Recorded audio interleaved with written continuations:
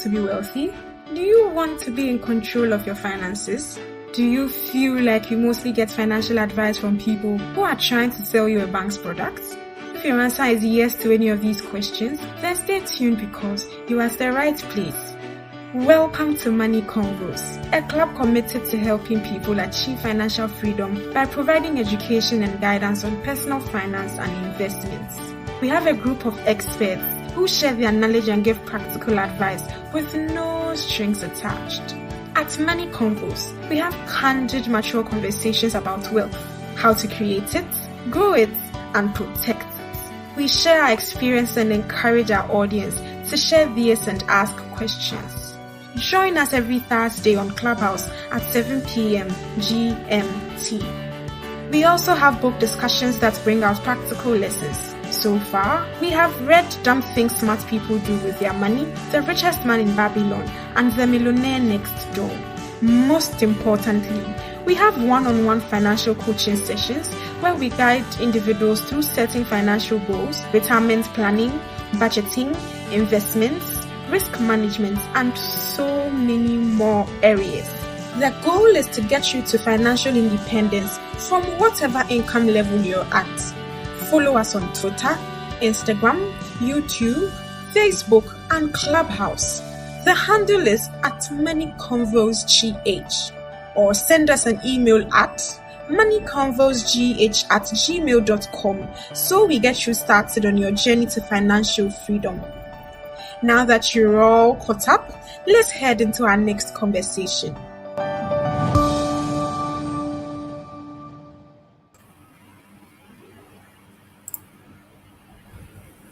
Hi, Jennifer.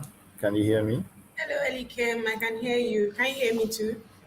Yes, I can. So, welcome to today's conversation. How's your week? How was your weekend? My weekend was good. It was. Oh, wow. It was, Okay. yeah. Is that new hair I see? Yes, it is. I've Okay. made a cornrow. Interesting. Now that's definitely a good weekend for you. What about Okay. your weekend? How was it? It was quite slow, quite relaxed, pensive, more like that. Yeah. Hey, yes, please. Okay, so we'll continue with our interesting book, and I must admit it has gotten quite technical lately. And Yes, so, yes. if anyone is trying to follow along, don't worry, you're not alone. It's gotten quite technical. So I'd encourage you to read more of the commentary. Yeah. It brings things home. And it puts things in context. In should I say in this century, the original book uh, by Benjamin Graham was written over some decades in the nine in the I think it's the last edition was in the 70s, right? So Yes, yeah, please. that's how far back the last version was. So this update was done in Jenny, was it 2003? Yeah, yeah. Yeah, 2003. So it's updated. It's closer to us than the previous versions. So yeah, that's good. Jenny, how about you? Any thoughts on what people can do to help them digest this book easier? So we have the commentary, as you said, and this book too is quite popular. So like you find YouTube discussions on it, and then like blog posts on it that I think can help you um better be able to like identify. So those ones are very um layman terms and things like break them down for you. Yeah, so you'll be able to get Word. it really grasp it really fast like that. Yeah. Okay, great. And just a thought of YouTube also reminded me of how I like to read books by doing the text to speech or letting my phone read it to me. So you could also Yeah. consider audiobooks if that's your kind of thing, right? For me, for some Yeah. weeks it wasn't working well, but I updated my phone's OS, so I think now the bugs have been sorted. So back to Mm, easier reading. Anyway, okay. enough of the chit chat. Let's get into the next 5 chapters. So starting with Okay. chapter 11. Let's see. And chapter 11, there, I used to put headline, the heading of the chapter there, but sometimes they got quite complicated. Another thing I Yeah. found interesting was, with a commentary, it usually starts with a quote, and I found this quote Yes. quite interesting. Jenny, would you like to read it for us? Okay. So I could. Would you tell me, please, which way I ought to go from here? That depends a good deal on where you want to get to, said the cat. Lewis Carroll, Alice's Adventures in Wonderland. Yeah, yeah. That's a book a lot of people could relate to. At least growing up in Ghana, it's a book I read. So I'm sure a lot of people like me in Ghana also read it, Alice in Wonderland. And it's a good point. Perhaps it requires some context, right? And it says, reading from the chapter, it's not just about following what other people say, it's about what you want and going um, the way that will get you to where you want to go, right? So I think it's a good quote that if you don't remember anything, at least this one thing, thinking about Alice in Wonderland could help drum home the lessons from this book. But getting more directly into the lessons of the book, I think it had to do, one of the lessons I picked up was how to identify a good company, how to identify a good stock to buy. Yeah. And one of the things I think is referring to Warren Buffett, something that he says when the company has a wide moat or competitive advantage. Now, you need to find companies that are truly unique and not just making generic things that anyone can come and copy. Because just imagine if Amazon gets into that company's business, then it's over for them, right? But they need to have that unique competitive advantage. Speaking of unique advantages, right? Let's take video conferencing. When COVID happened, a lot of people were moving to Zoom.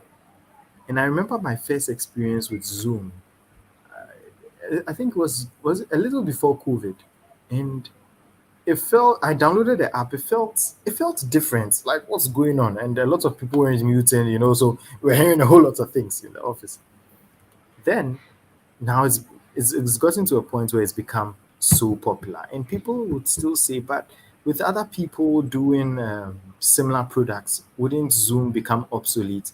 I think for some reason it has so many features that people like. Google Meet is free but hasn't yet caught up to it. There's still the free one. You take recorded videos. Google Meet can't do recorded videos. There are a whole lot of features that others don't have. In fact, Jenny, we're having a work meeting on Teams just this afternoon, and that feature of sharing just a few select Screen. windows at Yeah. a time. For me, Yeah. from the consumer point, I'm like, but if this company has figured it out, why can't you figure it out? But I'm sure the programmers behind are saying, man, it's a lot of work, right? So those kind of unique features keep a business relevant. Remember last year for our series on our training series, we wanted a free version of a conferencing app, and we tried a different app, and it also came with Yeah. its own challenges, right? So yeah, having a company that has a unique competitive advantage is definitely a good point to look out for when you are looking to buy a company. Is there any other thing you picked up from the chapter or in terms of picking a good Okay. company? So the company's management. So Mhm. making sure that in the management, what they say they are going to do in terms of their strategy of the company, they are actually executing it. So let's say usually they'll have a 5 year strategy or something, and going in the 5 year, do you think that you are seeing sorry, do you think you're seeing steps that they're taking to meet the strategy that they said they were going to do? And usually, if you are taking the annual report, you see, let's say, in the US, I think you see the management commentary of a sort, Yep. and then here you see the whole annual report can help you be able to garner what the people are, what the strategy for the company is in what direction. One last thing I'd like to Yes. add.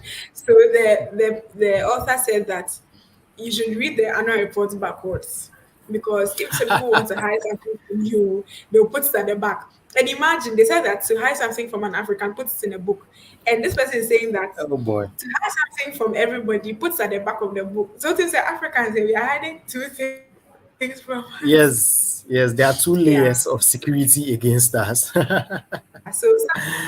So start from the back, try and then understand all the things that you are reading, and then compare it with other companies of similar sizes in the same business or industry, and see if what they are saying like it's in the same, like it gels with what other people are facing in that industry. Yes, yeah. Thank you.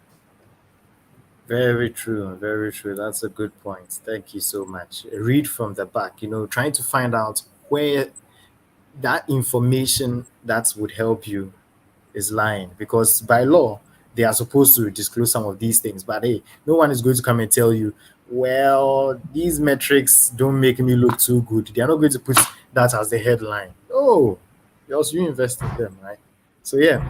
um so you mentioned a point about when the managers do, uh, you need to look at managers who actually do something that they said they will do, as opposed to people who just talk and no action, right? So there needs to be follow through. And I think, just quoting the book, is said, in investing, as with life in general, ultimate victory usually goes to the doers, not the talkers. Okay, great. So let's jump on to chapter 12. And in chapter 12, I love this one. I just love this quote that I started with. And it's very true, right? And it says, you can get ripped off easier by a dude with a pen than you can by a dude with a gun. Bo Diddley. Jenny, has anyone ripped you off with a pen before? No, I don't think so. But then it still comes back to say that the pen is mightier than the sword, right? Yeah. Oh man, I remember when Samsung made a Garfield advert for a note some time back. But let's not get into that one. Hit me up on the side for me to show you that ad. So yes, the pen is mightier than the sword, and it's interesting how anyone who has gone through any financial crisis, especially those that occurred through people's, should I say, misbehavior or incompetence or fraud, um, as opposed to like something like COVID. There was a financial crisis after COVID, a bit of it, some volatility, some turbulence after in from March to June 2020 because of COVID. These were real causes, but when it's due to people in the finance profession misbehaving, hiding money, stealing money, or lying about their statements, that kind of thing, then you realize that okay, all your life savings can just go poof, right? But someone Yeah, with a yeah. gun, there's only so much they can take from you, you know. But so yeah, anyone who's gone through those kind of crises can relate. In Ghana, 2018, 2019, some people are still licking their wounds. So yeah. So how do we avoid? Or Jenny, you want to say something? So I just wanted to say that, and the gun, it's you don't really need strategy to brandish a gun in somebody's face. No, but then there are lots of tactics that somebody can use a pen to be able to get away with a lot of money that does not belong to the person. Mm-hmm. So it doesn't take a lot of things to. It's like almost saying brawn versus brains. It doesn't take a lot to Yeah. tell you that you can bring all your possessions with a gun, but you can get really Mm-hmm. creative with the pen. So there are lots more ways that somebody can dribble you with a pen. So you need to be very careful. Yeah. Exactly. And they can even make you want to give, take all my money, just take it. Yeah. Yes. So now I think the book gave us certain things to look out for. Granted, hey, we said it's a bit getting a bit technical, right? But a few things to look out for if you want to make sure that someone doesn't rip you off. One of the things is you have to pay attention to the numbers and look at when people stray away from the normal. So if you are reading financial statements, which I would encourage everyone, if you really want to get into investing and you don't want to be You want to be an enterprising investor per the way the book defines it. Someone who wants to be active on the market, pick stocks as opposed to invest in an index fund or invest in a mutual fund. Then you need to start looking at financial statements, the income statements, the balance sheets, the cash flow statement, and start seeing which numbers are out of the ordinary. Which names don't you understand? Are they using some fancy terms to dribble you? You want to avoid those kind of things. And then when you see non-recurring costs, right? What are some of the recurring costs? Salaries and wages and salaries. Those are recurring costs. Cost of goods sold. Those are recurring costs. But there are certain one-off expenses, maybe a write-off of something, or they got profit from selling a part of their business. Those are things that you can't really rely on, because next year, chances are they can't do that again. That's not normal. But if you have a situation where, for this business, things that are not normal, they are not regular, start becoming regular, something is fishy over here. You get what I'm saying? Jenny, have you experienced anything like that? Or do you know any items on a financial statement that perhaps should one of kind of expenses or income? Okay.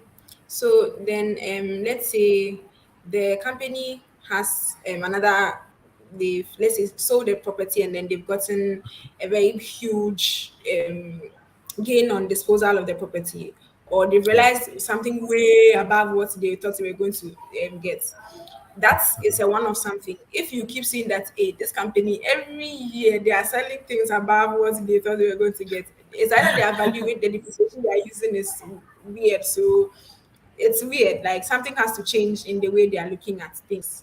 So Hmm. yeah, and also, like creative accounting, like things that usually between let's say net profits and then other comprehensive income, there are lots of things that can go on there. So Hmm. usually you see things that are not normal, but then they will be tagged as other comprehensive income. So you need to be able to look at those things well and understand them, because things can be going on there. Yeah. When you were saying it's like every year they are selling something. And I'm like, at the end of the day, in a few years, there will be nothing else left to sell. And what will you be holding? So yeah, yeah. Yeah, yeah. In Ghana, there was an example.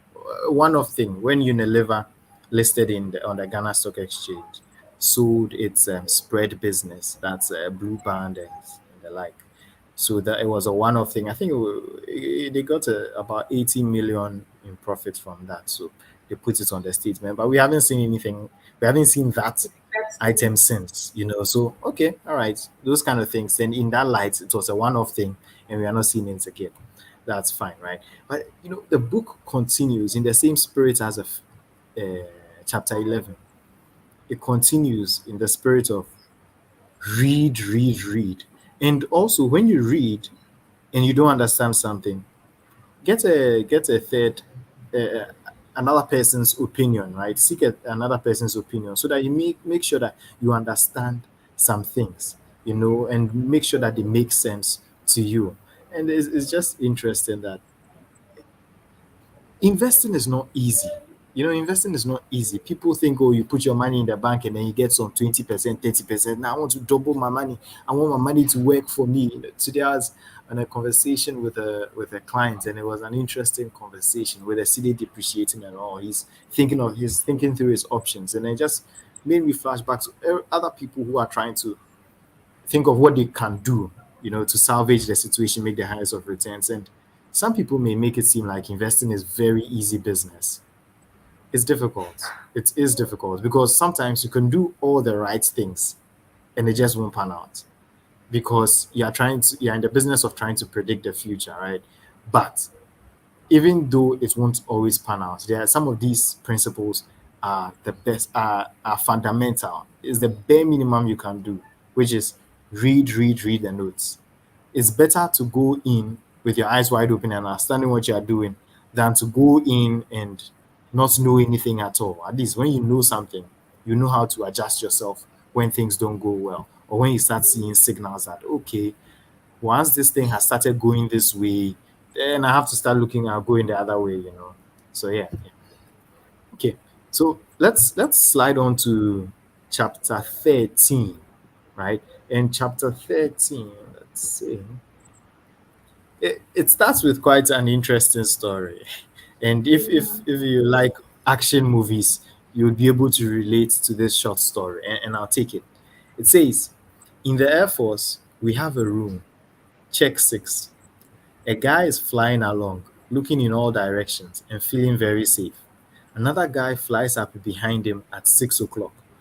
So that's looking at a clock. If you have a watch in Yeah. front of you, 6 is pointed backwards, 12 is straight ahead, right? So 12 o'clock is directly in front and shoots. Most airplanes are shot down that way. Thinking that you are safe is very dangerous. Somewhere there's a weakness you've got to find. You must always check 6 o'clock. This was said by US Air Force General Donald Kutina. So you heard the general, always check your 6. Like, you can never be too sure. Yeah, you can look left, right, you can look up, down, but something may be going on behind you, that you don't know. So you need to check. And I found that this chapter was quite well suited to people who actively um, want to choose pick stocks, right? Because if you follow the advice that the book is giving at every turn, do an index fund, do low cost mutual funds, just be passive. I guess you'll be fine, right? Or Jenny, wouldn't you? Yeah, yeah, we will. Yeah. But since you've chosen to not do it the easy way, and you Then want to the do it the hard hard way. way. Yeah. Speaking of action movies, it's like you want to watch, you are going to watch an action movie, and someone says, "Look, we could do this the easy way, or we could do it the hard way. What's it gonna be?" Right. So yeah, since you've chosen the hard way, these are some of the things that are involved, right? And this particular chapter gave examples of four companies, right? And I think, Jenny, did any of the companies strike you, or any features of those companies strike you?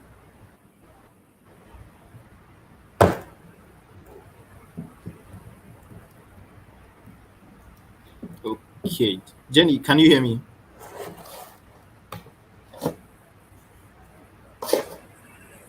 Yes, I went off for a bit, but I'm back. Can you hear me? Okay.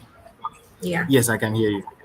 Your Okay. video is yet to catch up with your audio, but yeah, I can hear you. Oh, okay. Okay, we Um, are good now. Yeah.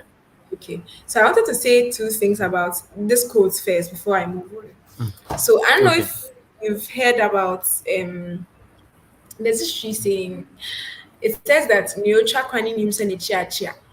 So sometimes you can see everywhere but directly behind you. So that's why Mm-hmm. it's really good that you check that. And another thing that is going to still buttress the same Jenny, point. do you want, perhaps you want to translate the Oh, saying oh, in sorry, English? sorry, sorry. Forgive me. Yes. Yeah.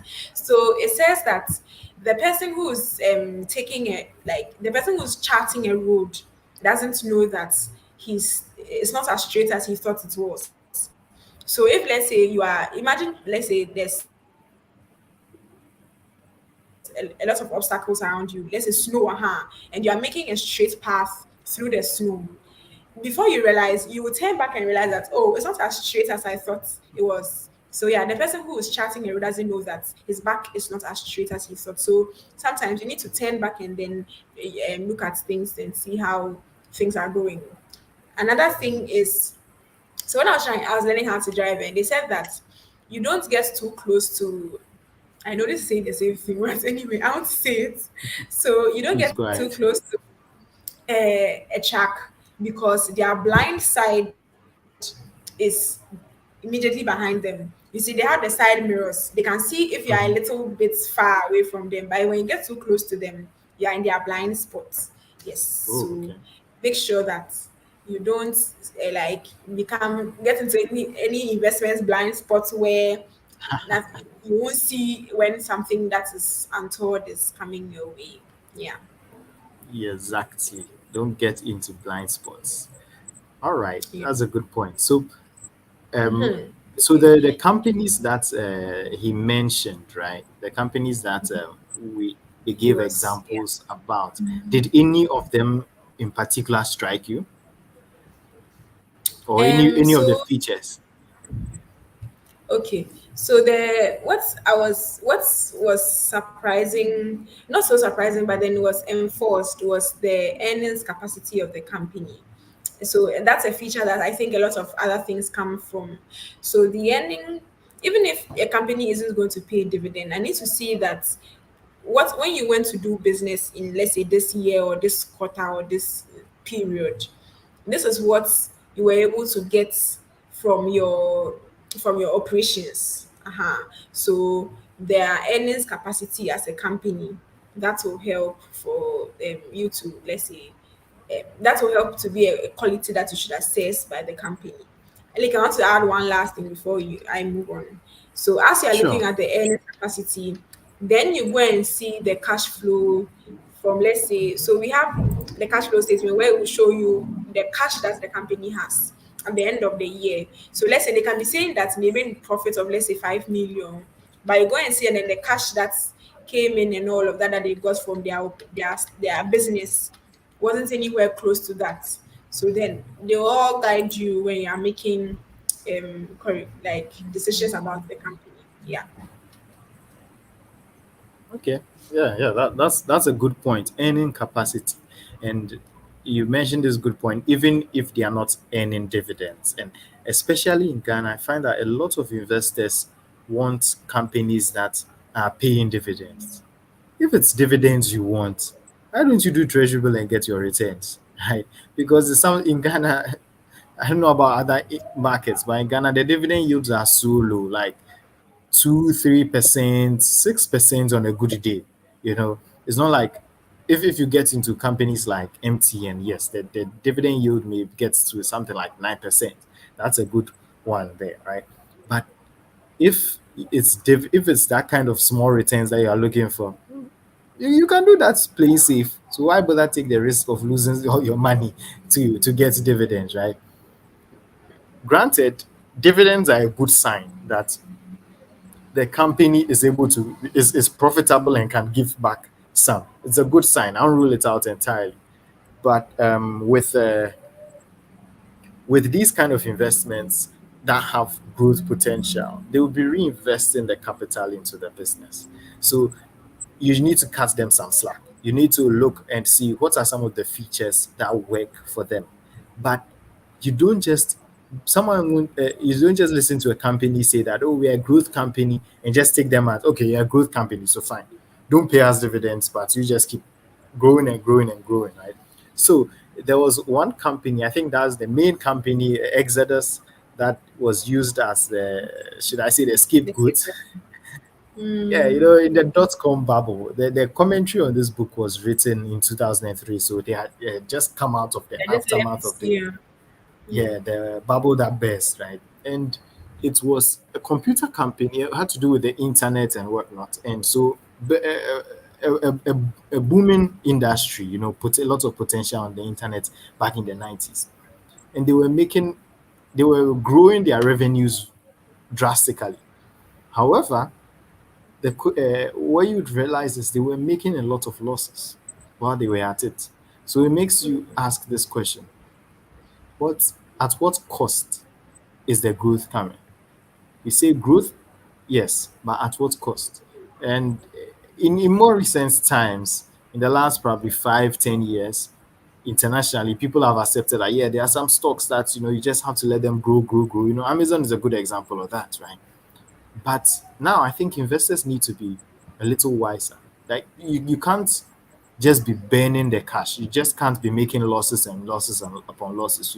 There has to be good justification. Like a lot of companies come to IPO, and I may be wrong, but I think it's true. Uber, for example, in their IPO came with a sense of not sure when we are going to make profits. And But stick with us. some way, some way, they did get listed. Stock prices have gone up and down. Funny thing is, I can't say the fat lady hasn't sang yet. The fat lady sings when you sell out of an investment, right? So Things may pan out, things may not pan out, but it's some way. It's what people would normally accept as common, pardon my French, but common sense that a business should eventually get profitable. But you're doing an IPO, telling me you can't get profitable. We have to ask at what cost. The Exodus company I was referring to, their costs was, apart from losses, also debt. They had to make borrow hugely. I think in December 1999, they had to borrow over $900 million, which would add Yeah. $50 million in interest expenses per year. They are already losing, so at what cost, right? So that's something that you need to be careful about. A company is growing, that's great, but at what cost? Yeah, that's something that investors need to think about. Mhm. Jenny, any more thoughts on this chapter before we move on?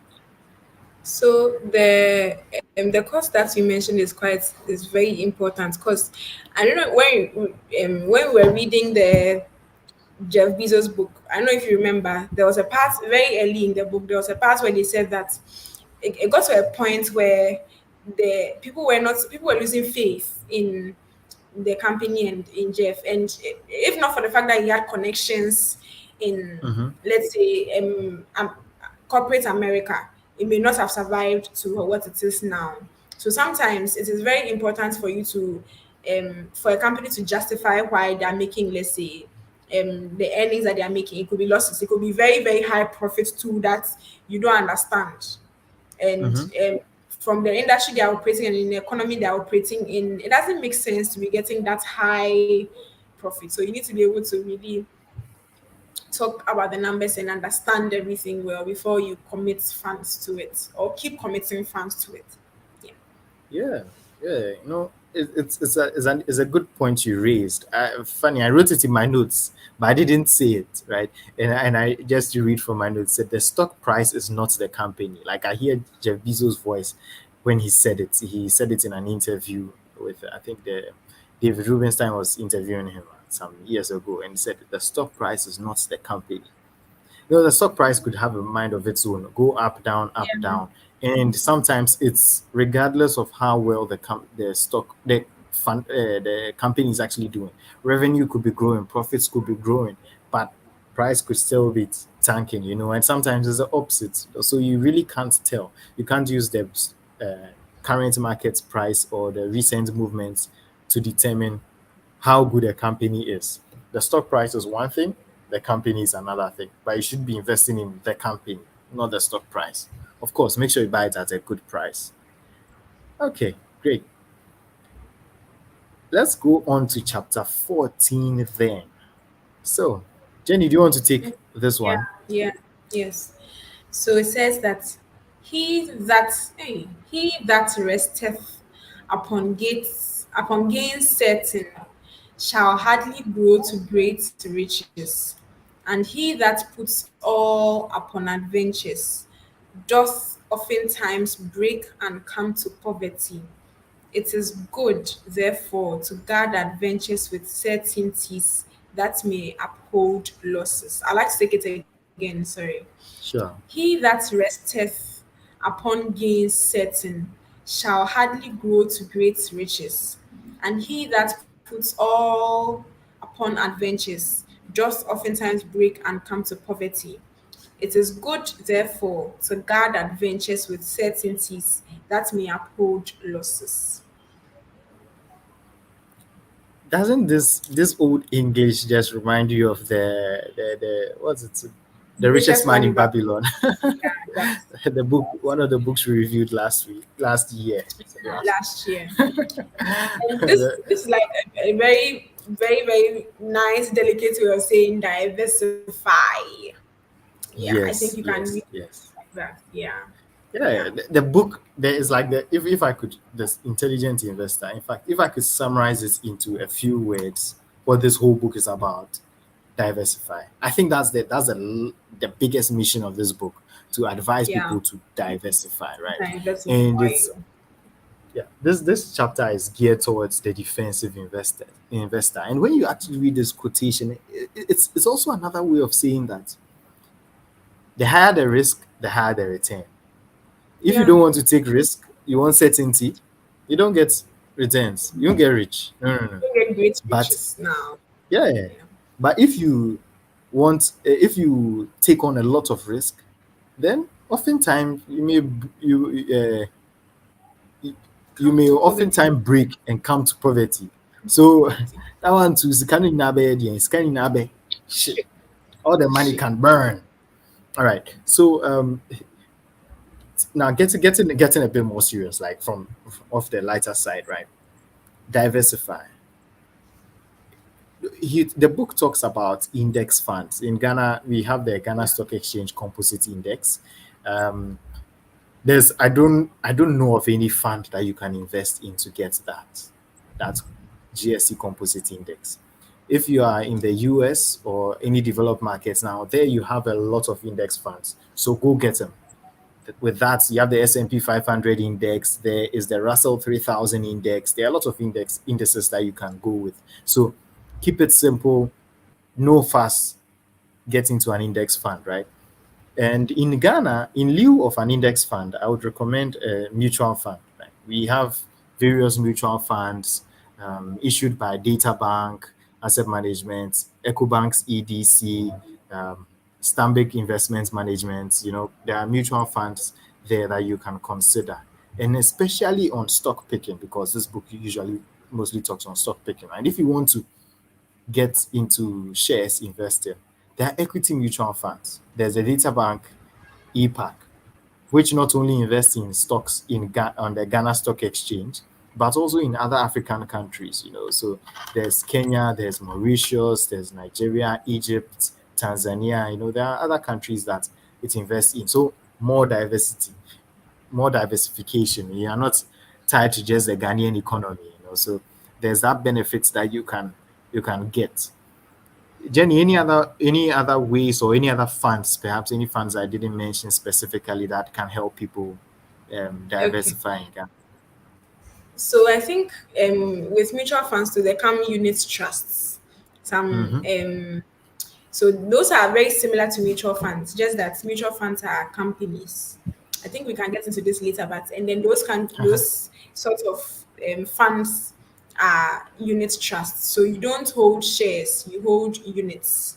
And an example of this is I think this EDC has a fixed income EDC fixed income fund. Okay, that's a fixed income fund. But we have the Stanbic Trust income Yeah. trust fund. So you can do that. So I think EDC has the balanced fund. Yeah. okay, and that is okay. That's a trust. So there are all of those things that you can do. Now, when it comes to diversification, you could diversify across. Number one, these mutual funds are or unit trusts are already providing you with diversification benefits because they are holding a lot of companies or like securities in their portfolio. But you can also diversify across funds by having, let's say, for instance, if you are going by the very sound advice that this book is giving us. You could have, let's say, a money market, no, a fixed income fund that will give you sort of a certainty and a degree of certainty. And then let's say an equity or a balance fund that will give you a degree of uncertainty so that they balance the two out and then you hold them to long term. But then again, you have to look at your risk profile before you go into these things because I keep telling you people that I am not risk loving. I don't like it when my money is going down. No, I don't like it. So you need to be able to identify yourself and then what your risk level is, and before you start taking these steps into these mutual funds. Yeah. Sometimes the people that are coming at you to discuss this with you will not say certain things to you, but you need to make sure that you understand the risk level before you go in. Yeah, thank you. Great, great, great. I just so that we don't take it for granted while we are talking about the diversification. We've talked about the benefits of diversification and the reasons why you should do it as opposed to stock picking, or why it may be a better alternative to stock picking or picking direct investments. I just want to read something that the book said, and it says that you could try and find the next Microsoft. You could try and find the Yeah. next Microsoft, and you could make what It said, try to find the numbers, but basically you could 10 or $100 into hundreds of thousands, if not millions, if you found the next Microsoft. But what are the odds that you Yes. could make? You could find that Microsoft, right? And I love this part. It said it talks about a certain magazine, Money Magazine, and let me just read it. Money Magazine identified the 30 best performing stocks over the 30 years ending 2002. And even with 2020 hindsight, that's perfect hindsight, you can see back your back clearly, right? The list is startlingly unpredictable. Rather than lots of technology or healthcare stocks, it includes Southwest Airlines, Worthington Steel, Dollar General discount stores, and snuff tobacco maker UST Incorporated. If you think you would have been willing to bet on any of these stocks back in 1972, you are kidding yourself. Let me repeat that last part. If you think you would have been willing to bet big on any of those stocks back in 1972, you are kidding yourself.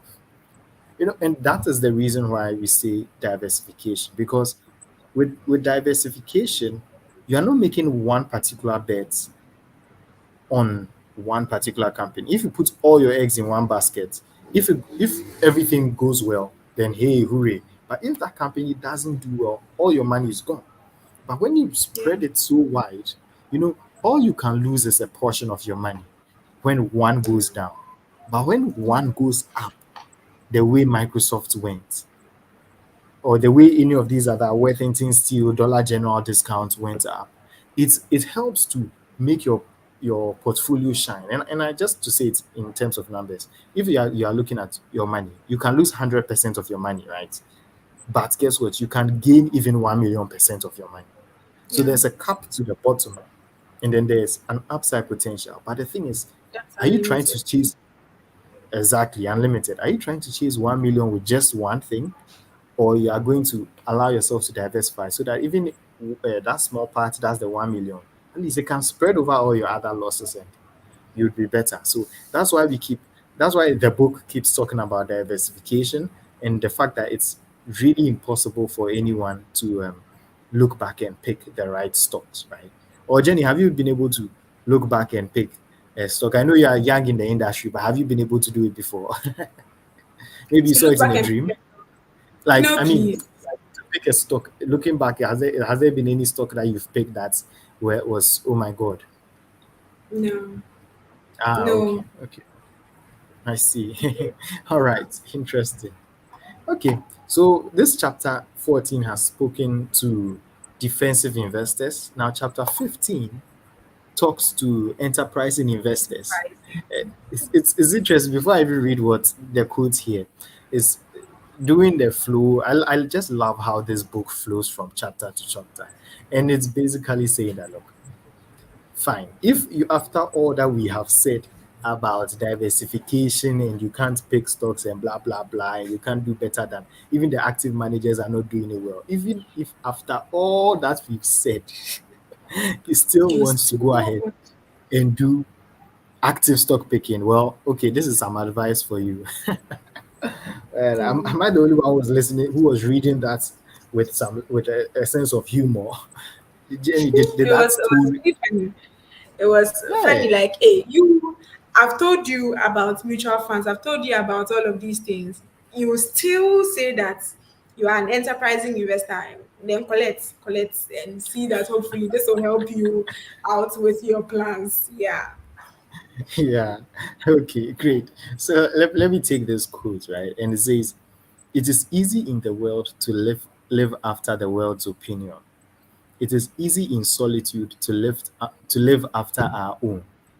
But the great man is he who in the midst of the crowd keeps with perfect sweetness the independence of solitude by Ralph Waldo Emerson.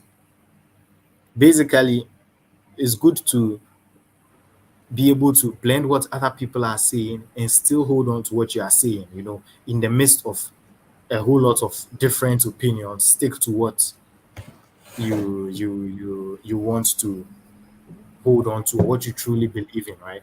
And so Getting into the crust of the book, these are the steps that he said.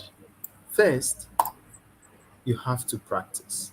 Don't just take your money and dump it somewhere. So like I was asking Jenny if you've been able to, if you've predicted any stocks and seen how they went, right? Practice, and it offers some tools. Said you could use Yahoo Finance. It's actually a site I've been using the last couple of weeks. Use Yahoo Finance, create a portfolio. How do you create a portfolio? You just pick stocks and say, okay, if let's say if I had $1,000 today, I would buy this stock, I'll buy that stock, I'll buy this stock, I'll buy that stock. Observe it for a while, maybe some months or a year, and see Yeah. how it goes. If at Yeah. the end, and you have to be honest with yourself, don't go and be changing it like retrospectively. No, you made your decision, you stick to your decision, right? And you see your winners and your losers. Did you win or did you lose? Yeah. And be honest. And if at the end of the show you are comfortable with your decisions and say that, oh yeah, yeah, yeah, I'm very good at picking stocks, then over to you, Jolate. Jenny, any thoughts on practicing? Yeah, so I really liked this sort of a simulation exercise because it's like, oh, I think I am good, right? Like after everything that he has said, I think, oh, I will still beat the odds, so I'm going to do it. No problem. Put the ones that you think are good, put them somewhere and let us monitor them for, let's say, a year. If they go well, you know that, oh, you have your acumen or your gut feeling or whatever, like after your analysis the feeling you had was good and you can go ahead and do it. If it doesn't go well and then it goes contrary to what you thought was going to happen, at least you haven't lost money, right? And so whatever the outcome is, there's some benefit to be gained from it. And I think it's a very good idea for everybody to try, so that Hmm. you don't just be throwing money at things that at the end of the day you'll not be able to get back. Yeah. True. It's interesting. This reminds me, yeah, we are talking about stocks and bonds and whatnot, but reminds me of a time when I was in university and I tried forex trading. Like, no shade to people doing forex trading. Just know what you are getting into. It's risky business, right? So, trying to, there was this company that said, back then, they said they can invest with them and then they would do forex trading on your behalf. And what they would do is they can get you, or they said they will, if they said it was guaranteed 10% return every month. Okay, they gave me a demo account. I watched it. You play around with it a bit. Still not too certain. I wasn't doing so well. I was like, okay, fine. You know what? You take my money and do it. And I did it with three friends. So, two friends. So the three of us put our monies together and we invested. Long story short, in 3 months, we lost half of our money, but at least we got some back, right? And this is how it went. We could see the progress of the app, the trading on the app. And the values, there were different values, different balances. Granted, if I had done my homework well, I would have known what each balance meant. So when it was time for me to cash out, some of the balances were going up, some were coming down, different numbers. And they said, oh, I think it was 100, was it $200 that we invested at the time. So they said that, oh, when we wanted to cash out, they showed us a certain balance, and that balance had been going down. It's like, oh, but I thought you said this was this other balance I should look at. It's like, yeah, but if you want to cash out, that's the one. Oh, at least I understood it was risky. I took my money out, right? It's like that. I tested it out. It wasn't working for me. I gave it to a professional to handle and lost half of my money. But it's all good, right? You have to test it out. That way, when you come out, it, I made peace with it. I made peace with my losses because I tested it out and I realized that this thing is going to be tougher than I know. So, Yeah, me too. yeah, Yeah. yeah, yeah. And I would like So, to add, okay, sorry, we are done. oh no, go ahead. Oh, okay. Thank you. And apologies for interrupting you. So I was just going to say that he even goes ahead. Elikem, if you are still going to continue your conversation, I think you should, because I'll be going on a totally different No, tangent. I was also going to mention a different point, so it's fine. Yeah. Okay. So the book was saying that if by any chance you were successful, there are times when even gamblers get money, right? Like yes, so it's possible that you it was just luck that was on your side. Luck. So if you were successful, hey, why don't Mm-hmm. you still have the index fund, let's say the mutual fund or the unit Yeah. trust, and then limit the active stocks that you want to pick to 10% of your portfolio. So then, as Ediken was saying, if you lose, yeah, if in the next coming years it doesn't do as well as it did in the previous year, you're losing just 10% of your holdings. But then if it does well, it can really augment the returns of the whole fund. Yeah. Very good point, Jenny. Very good point. Like, and I like the way you've put that example, right? So let's say it's a thousand cities. You invest only 10%. That's 100 cities going to certain to the risky investment, right? Or Investments. the stock direct stock picking. If you lose all that money, now you are down to 900. But here's the interesting thing, right? That 900 was still earning some level of return. So even if that 900 did 10% return or 20% return, let's say 20% return, right? That would be 180 CDs, right?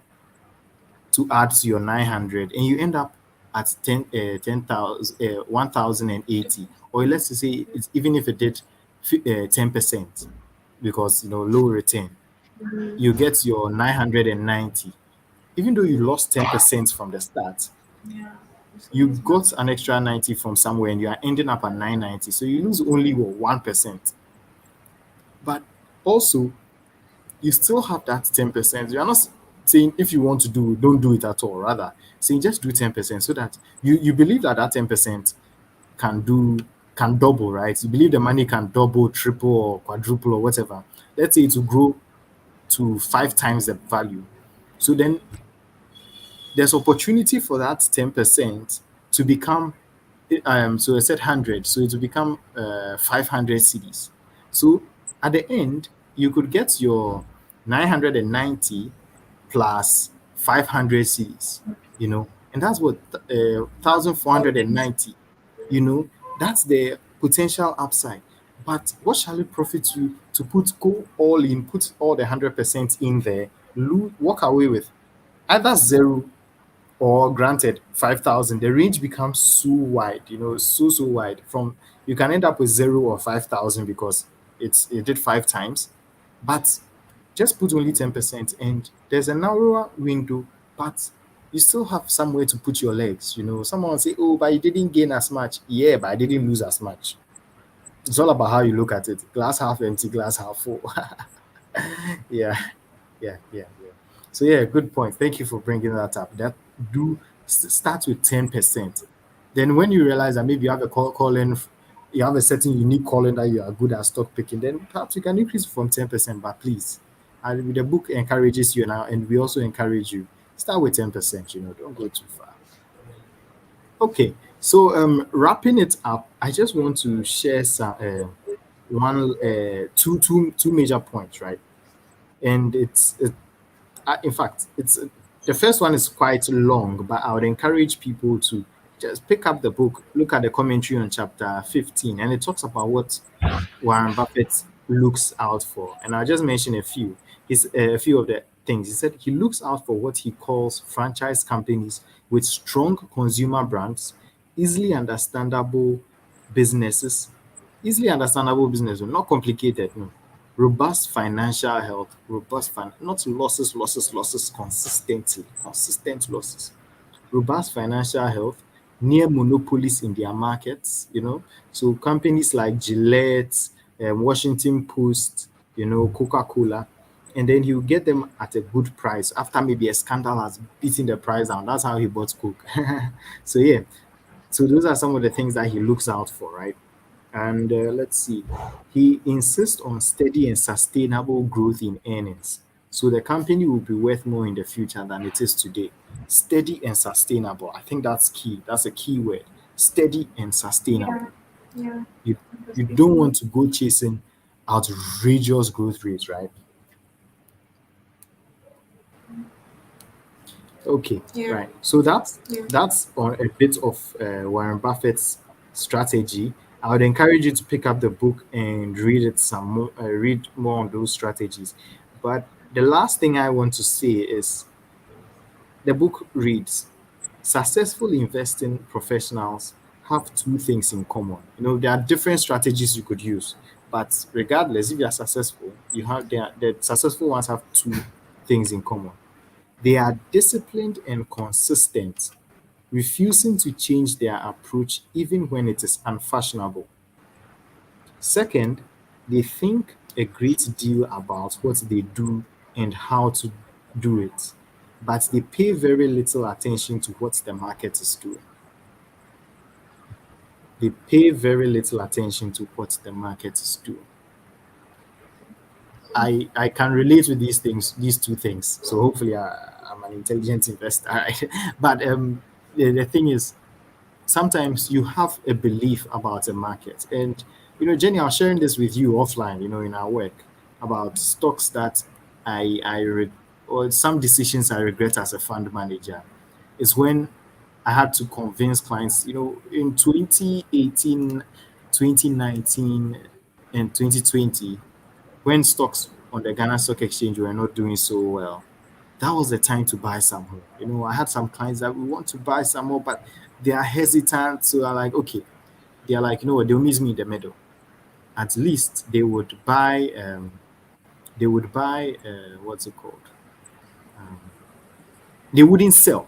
Some people panicked and sold. Yeah. So at least Yeah. they didn't sell, but they didn't follow Yeah, they through to won't buy buy. some. Yeah. So come to think of it, this is not actually what we were discussing. I think mine was what I was talking about was speed of execution, but this is a different one. Probably I'll share that more in detail with you offline. But it's about the strategy. We buy low, we sell high, but our psychology makes us worried. We panic, we sell, and then we don't want to plow more in. I was telling someone today that well, in 2021, in 2020, when EPAC wasn't doing so well, I forced myself. I went to put some money in there. I forced myself to put some money in there, right? But I didn't, and I like it wasn't willing. I actually forced myself. So I was glad when EPAC did 38% in 2021. Yeah. Mm. Yeah, go me. So yeah, hopefully is money management, investment management. Yes, there's a lot of the hard numbers, there's a lot of the hard facts, but it all boils down to our minds, how we handle our minds, and it goes back to what Ralph Waldo Emerson was saying. How you balance what the crowd is saying with what you believe. Any final thoughts for us, Jenny? Yeah. So I think you should really look at yourself and determine if you're an enterprising or a defensive investor. The book like has equal advice for the two, so it's not like one is better than the other. Just look at yourself, determine what you are, and I think you should really like follow the steps according to what we are saying for, let's say, defensive investors, people who don't really like actively selecting stocks and things. And then if you're an enterprising investor, to look at how you are going to structure your portfolio so that the active stocks that you are having will be just 10% or or even below, and how you are going to make it work. But don't just be following the crowd. No, look at yourself and then decide. Yeah. Great. Don't follow the crowd. That's great. That's Yeah. great. Okay, so all too soon we've come to the end of the discussion. Yeah. Just to foreshadow, there will be one more session on this book where we are taking chapters 16 to 20, right? And then after that, for April, we are taking Who Moved My Cheese, an interesting book. Now, that will be way less technical. In fact, it's not even so much as No, finance that like no, self-development. We are trying to mix it up in the book review so that we don't go hard on finance. We may lose some people's attention. Let's also help you with your self-development so that you can earn more income to invest. So yeah, it also works out great. So the next book is Who Moved My Cheese. I hear it's an interesting book. I hear it teaches a lot of lessons. Jenny, have you read it before? I have very long time ago. I think I was in SHS or so. Yeah. Oh, okay. Okay, great. Then it will be a good refresher course. All right. Yeah. So to everyone, do join us on Thursday at 7 p.m. on Clubhouse. Check the description of the video and you'll get the link to join us on Clubhouse. And also join us next week here at 7 p.m. Right? Follow us everywhere on social media at Money Convos GH, and we hope to hear from you soon. Thank you so much for spending your evening with us. Talk to you soon. Bye. Thank you for taking the time to listen to our thoughts. I hope you learned a thing or two and start practicing. Don't forget to follow us on Twitter, Instagram, Clubhouse, and Facebook. And subscribe to our YouTube and podcast. Do tell a friend about Money Convos so we all become wealthy together. Talk to you soon. Bye.